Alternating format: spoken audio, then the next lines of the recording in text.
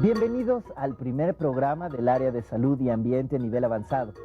El día de hoy hablaremos de las causas y consecuencias de los accidentes, así como de la manera de prevenirlos en el hogar y en el trabajo. Además, tenemos un invitado en el estudio que nos explicará qué son los primeros auxilios y nos mostrará algunos ejemplos de ellos. Espero que este programa sea de su agrado.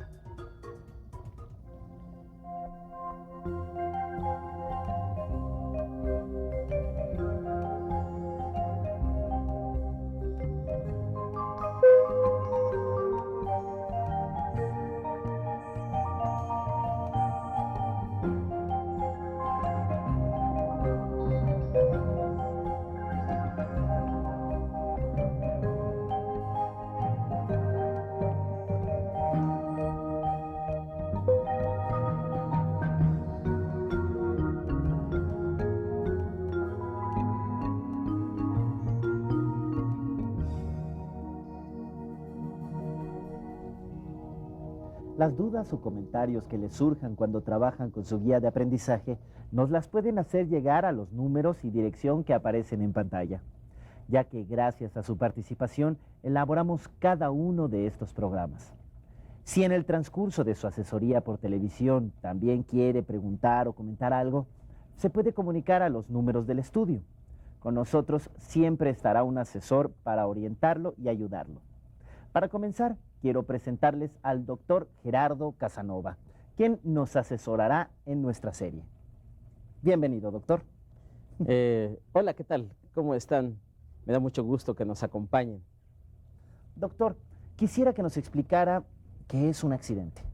Este es un evento multifactorial que pone o que hace daño a un individuo en su salud por una serie de factores de riesgos que pueden existir en el medio ambiente. Muy bien. Pero como los accidentes no ocurren nada más porque sí, identifiquemos sus causas más comunes. Veamos esto.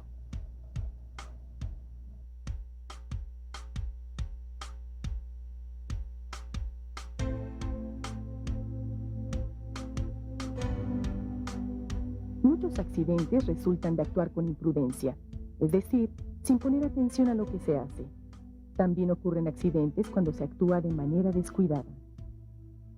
Otra causa puede ser el cansancio o nuestro estado de ánimo. Por ejemplo, al estar enojados, tristes o muy alegres, percibimos menos los peligros. Así, en ambos casos, nuestro cuerpo reacciona lentamente a los estímulos del exterior.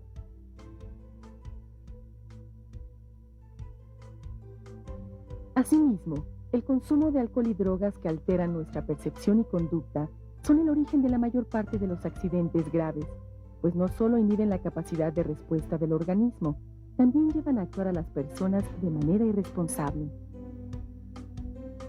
Pero también hay accidentes que resultan de las condiciones del espacio en que nos encontramos. Por ejemplo, las malas condiciones de la vivienda, del trabajo, de las calles o del terreno. Los accidentes también pueden ser ocasionados por fenómenos naturales, como tormentas, huracanes, temblores o neblina. Acabamos de ver las causas más comunes de los accidentes. Y como toda causa tiene un efecto, doctor, ¿nos podría explicar cuáles pueden ser los resultados de un accidente? Claro que sí. Las complicaciones a veces son muy graves. Dentro de ellas podemos mencionar las quemaduras, las heridas, los golpes, las fracturas, las torceduras, las intoxicaciones y las asfixias, entre otros. Sí. Pero debemos mencionar entre las sustancias que producen intoxicaciones son los venenos, la sosa, el tiner, sustancias que a veces colocan algunas señoras dentro de botellas de refresco, que los niños llegan a tomarse y que a veces son problemas tan graves que pueden llevar hasta la muerte. Estas situaciones no deben tomarse a la ligera, pues a veces nos pueden llevar a sufrir graves trastornos e incluso a poner en riesgo la vida, ¿no es así, doctor? Así es. Podemos dividirla en dos. Están las que se denominan leves y como son también las graves. Es decir, las lesiones leves pueden ser como, por ejemplo, que alguien se machuca con un martillo al estar clavando, ¿no? Sí. Pero también puede ocurrir que frecuentemente gente, a veces ancianos, entren al baño y por un resbalón se fracturen un hueso, que además ya están muy calcificados. Sí. Las consecuencias de un accidente no son fáciles de olvidar. Veamos el siguiente testimonio. ¿Qué pasó? Estaba en la cocina preparando la comida. Tenía la olla de agua hirviendo sobre la estufa. Paquito entró y se acercó a la estufa. He dicho 1000 veces que cuando esté cocinando no se acerque, pero nunca me hace caso. ¿Cómo fue? No sé. Escuché que gritaba y lo vi con su carita quemada, los brazos, la olla en el suelo. Tiene quemaduras de 3er grado. Y todo por mi culpa, por mi descuido. Le he destrozado la vida. Lo he dejado marcado para siempre. Como pudimos ver en el testimonio, las consecuencias de un accidente pueden ser graves y dejar marcas para toda la vida. Por eso, no esperemos a que ocurra un accidente para tomar medidas de prevención. Muchos de ustedes nos han hecho llegar algunas de sus preguntas. Una de ellas puede resumirse así: ¿cómo podemos reducir el riesgo de sufrir un accidente en el hogar? Bueno, ¿qué les parece si le pedimos a nuestro asesor que nos explique esta pregunta, doctor? Con mucho gusto, claro. He traído un mapa para poder mencionar las zonas de más riesgo en el hogar. Claro que sí. Los 2 puntos más importantes son la cocina y el baño. ¿Por qué la cocina es un lugar de riesgo, doctor? Bueno, la cocina es un lugar de riesgo porque fundamentalmente la mamá tiene que hacer la comida o la señora que hace la comida. Sí. Y entonces el hecho de tener sustancias hirviendo en la estufa, esto hace que de alguna manera existan riesgos para los niños. Ajá. De tal forma que nosotros no debemos permitir que los niños se acerquen a la cocina, porque de cualquier forma pudiera existir el riesgo de que se voltee esa olla de agua hirviendo, de sopa aceite. o de aceite, Sí, ya o de ve. café, o También. de té. Ajá. Y entonces sí trae a veces quemaduras muy extremas que con frecuencia las vemos. Ujú. Pero Eso. además, por otro lado, vale la pena mencionar que existen varios objetos como los cuchillos en la cocina, que sabemos que tiene filo y que no solamente son riesgo para los niños, sino para los adultos. Ajá. También las tijeras, ¿no, doctor? Luego andan por ahí las tijeras para volando. cortar el pollo, por ejemplo. Esas. De tal forma que cuando nosotros guardemos todos estos cuchillos o tijeras, siempre debemos hacerlo con el filo hacia abajo. Y toda esa cristalería que se rompe, siempre hay que desecharla, hasta el último fragmento, Ajá. porque puede dar accidentes. Hasta los vidrios más chiquititos, las Hasta astillas pequeñas pueden esos. Hasta causar, esos. ¿verdad? Sí, a veces una astillita puede irse a un ojo, imagínate. No, qué barbaridad. Entonces, también hay que mencionar algo. Sí, estos cuchillos está bien que estén en la cocina, pero hay que saberlo usar. Es decir, no podemos decirle a un niño que corte las verduras, porque sabemos que existe el riesgo de que se corte un dedo. Entonces, un adulto debe cortar las verduras, debe cortar la carne, y Con cuidado. con mucho cuidado. Pero hay algo muy importante que hay que mencionar. También hay aparatos eléctricos como la licuadora, Ujú.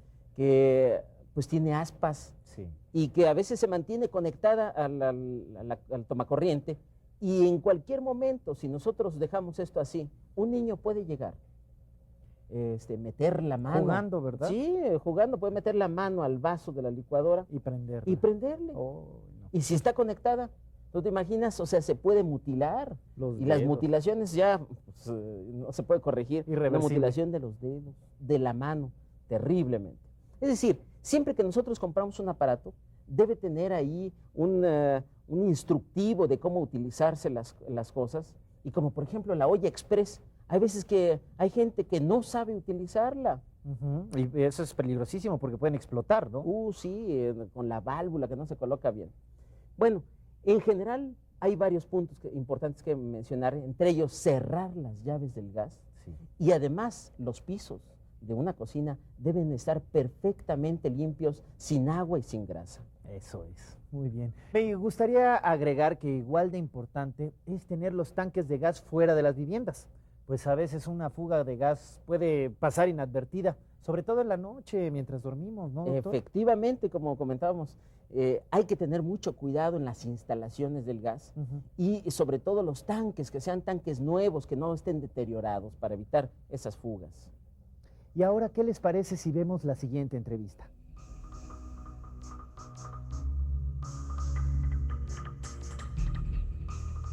Pues una fuga de gas se puede detectar con jabón, principalmente checar el regulador de gas y después los tanques de gas. En este caso vamos a checar el regulador. Aquí no tiene fuga en este lado, en este otro tampoco.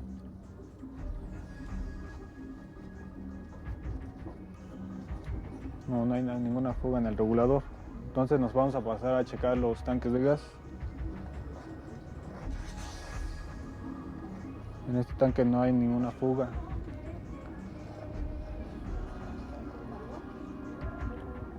En este tampoco. ¿Cómo nos damos cuenta? Cuando el jabón sale espuma. En caso de que no salga, entonces no hay ninguna fuga de gas. Bueno, ahora ya sabemos cómo detectar una fuga de gas. Otro lugar dentro de nuestro hogar en el que hay que tener mucho cuidado es el baño. Doctor, ¿cuáles son las medidas de seguridad que debemos seguir para evitar accidentes en el baño de nuestro hogar? Bueno, las medidas más importantes creo que es que las superficies, o sea, el piso, por ejemplo, del baño, se debe mantener seco, porque esta humedad puede favorecer que cualquier gente al pisar la tina o el baño húmedo, pues se dé un resbalón y puede tener fracturas hasta del cráneo. Además hay que quitar los fragmentos pequeños de jabón y limpiar perfectamente bien esa zona resbalosa. Y hay que usar sandalias y si se puede colocar un tapete o una tela para evitar resbalones. Eso es. ¿Qué tal si ahora escuchamos algunos consejos de la voz de nuestros usuarios? Medidas en sí no las tenemos bien aseguradas. Simple y sencillamente tenemos el lugar donde tenemos los extinguidores.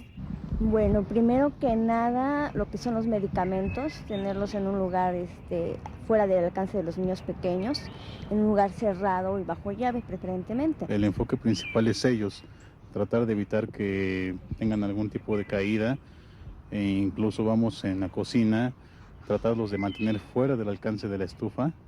Es que se resbalan obviamente por el jabón y como tienen mucha curiosidad quieren meter la mano al excusado, no sé, tratar de ponerles algo para que no hagan ese tipo de cosas porque les puede ser tanto dañino para su salud como por algún resbalón se puedan caer. Recuerden que el orden y la limpieza son factores importantes que contribuyen a disminuir el riesgo de padecer un accidente en el hogar. Doctor, ¿cuál es el oficio más peligroso?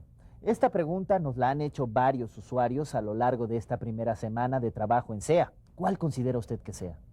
En realidad, todos los oficios tienen un margen de riesgo, pero si se aplican bien las medidas de precaución de accidentes, estas medidas preventivas, obviamente se evitarán todos estos accidentes. Y para abundar en este tema, preparamos un reportaje muy interesante. Veámoslo.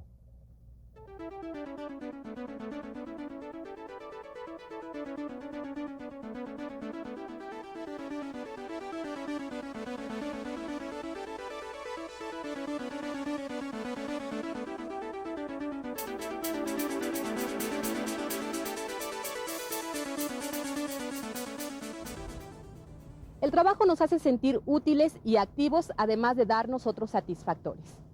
También debe ser digno y sobre todo seguro, porque a él dedicamos buena parte de nuestra vida.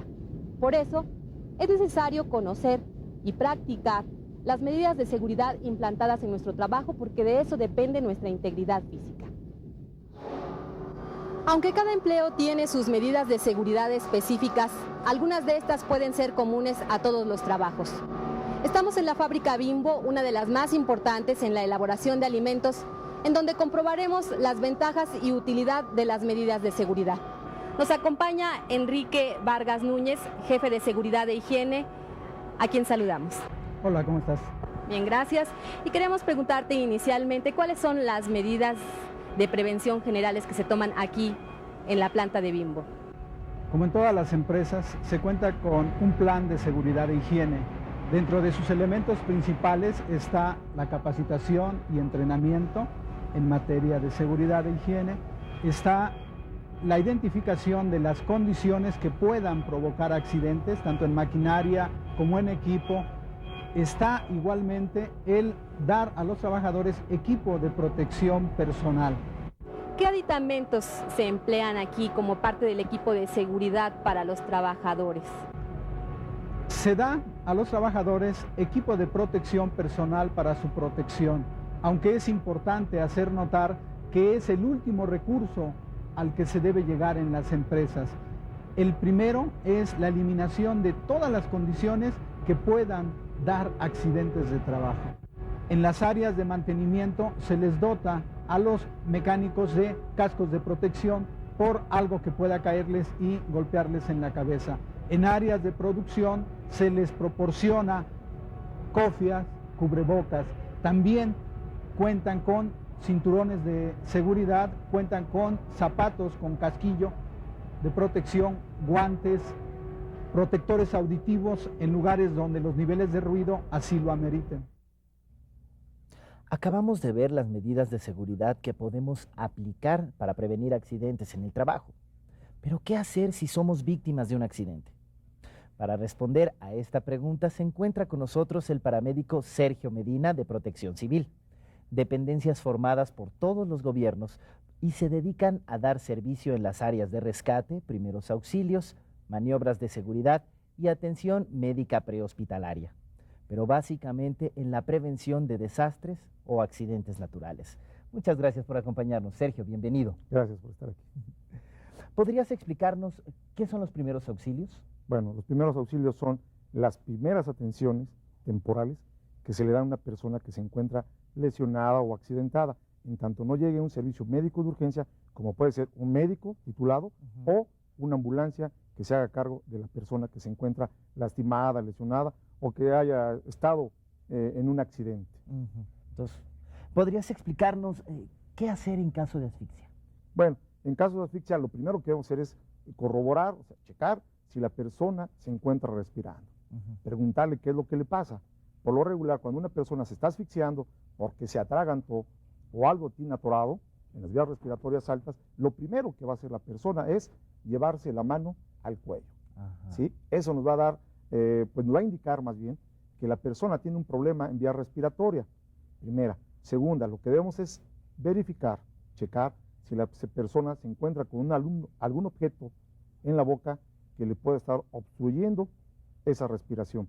Posteriormente, podemos manejar y ayudar a la persona con una maniobra que se llama Helmich, que es pasar a la espalda del paciente o de la persona, meter nuestros brazos por debajo de sus brazos, poner la mano en esta posición, ubicar donde termina el esternón, apoyando la otra mano y empujar, ¿sí? Darle algunos empujones fuertes a la persona para que logre botar lo que tiene en la boca o le está obstruyendo la respiración. Y en el caso de mordedura de perro, ¿qué es lo que debemos hacer? Bueno, en el caso de la mordedura de perro, debemos de entender de que como cualquier otra herida, se debe de lavar muy bien. Claro. ¿Sí? Primera. Segunda, trasladar a la persona a un centro hospitalario, que es en el único lugar donde le van a dar el tratamiento adecuado. ¿Por qué? Porque muchas veces vamos con cualquier persona que se supone que sabe de primeros auxilios y lo primero que va a hacer es tratar de cerrar la herida, ya sea a través de alguna sutura o aplicarnos vendoletes. La recomendación general es ese tipo de heridas o mordeduras de can, lavar muy bien, cubrir la zona afectada y trasladar a un hospital, sobre todo para prevenir si el animal pudiera tener rabia. Hay que capturarlo, ¿verdad? Sí. Muchos de nuestros usuarios nos han preguntado, ¿qué hacer en caso de ingerir alguna sustancia venenosa o un alimento en mal estado? ¿Qué hacemos?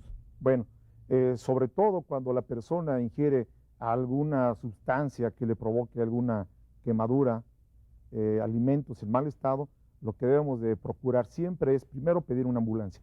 Yo creo que en cualquier parte de los primeros auxilios debemos de pedir una ambulancia, estar seguros que el servicio médico de urgencia nos va a apoyar, primera. Segunda, evitar que la persona devuelva lo que ingirió, o sea, vomite. ¿Por qué? Porque si ya quemó de entrada, va a quemar de salida. Es verdad. Es Yo verdad. me preguntaba eso, sí. Una. Dos, procurar tener en nuestros botiquines, en casa, lo que se le conoce como carbón activado. Se le da una cucharadita a la persona para que neutralice el ácido o el químico que la persona ingirió. Perfecto. Le agradecemos muchísimo su presencia a Sergio Medina, paramédico. Estamos seguros que esta charla ha sido de gran importancia para todos. Gracias por acompañarnos, Sergio. Es un placer. Muy amable. Otro de los temas que abordaremos dentro de este programa y que justamente es una duda que han manifestado la mayoría de ustedes es la autoestima. Antes de pedirle al doctor Casanova que nos explique qué es la autoestima, veamos lo que nos respondió el público sobre este tema y después tendremos la opinión de un especialista. Que uno no se sienta menos. Es importante conforme tú te vayas sintiendo, ¿no? No, por la mera verdad no entiendo qué es autoestima. La autoestima es la valoración que se da a uno mismo ante la sociedad, ¿verdad? Y ante uno mismo. La autoestima, quererse a sí mismo. La autoestima, de una manera sencilla y breve, pudiéramos decir que es la forma en que la persona se valora. O sea, es la valoración de sí mismo que puede tener una persona y por supuesto el grado de adecuación que puede haber entre esa valoración que tiene y el comportamiento y los resultados de su vida social, intelectual, familiar, etc. Es decir, resumiendo, la autoestima sería la valoración que tiene de sí mismo una persona. Qué importantes comentarios sobre la autoestima, ¿eh? Doctor, desde su punto de vista, ¿qué es la autoestima? En realidad, la autoestima es quererse mucho uno, quererse, de tal forma que cuando nosotros tenemos una salud mental, también tenemos una salud física. Si nosotros evitamos el alcoholismo, el tabaquismo, es decir, estamos manifestando que nos queremos, y con eso vamos a evitar además una serie de situaciones riesgosas que pueden llevar hasta accidentes cuando uno no se quiere. Muy bien. A continuación les presentaremos una serie de consejos que les ayudarán a mejorar su autoestima. Vamos a verlos. Cada ser humano percibe la vida de una manera distinta. No somos iguales, pero nadie es mejor ni peor. Por eso debemos aceptarnos como somos. Un primer paso para mejorar nuestra autoestima es creer en nuestras capacidades, cualidades y decisiones. Ver a las personas, cosas o situaciones como lo que realmente son y no como el reflejo de nuestros temores y deseos.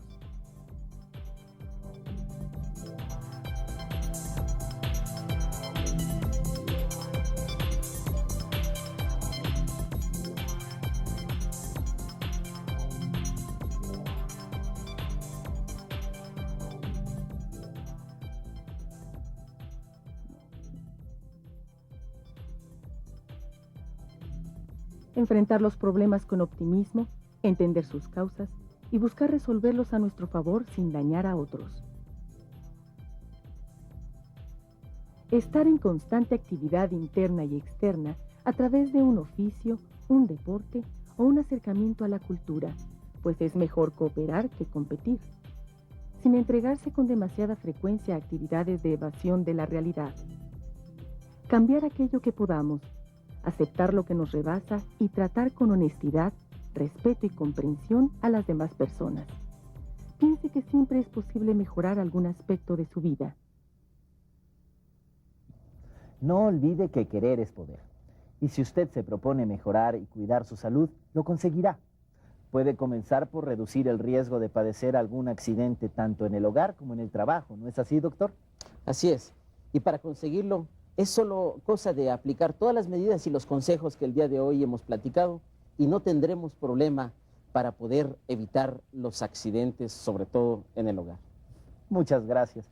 Muchas gracias por habernos acompañado en este primer programa. No olviden mandarnos todas sus dudas, comentarios o sugerencias. Recuerden que estos programas están hechos especialmente para ustedes. Le damos las gracias al doctor Gerardo Casanova. Muchas gracias por habernos acompañado. Gracias a ustedes. ¿De qué, doctor? Y ustedes, amigos, hasta la próxima.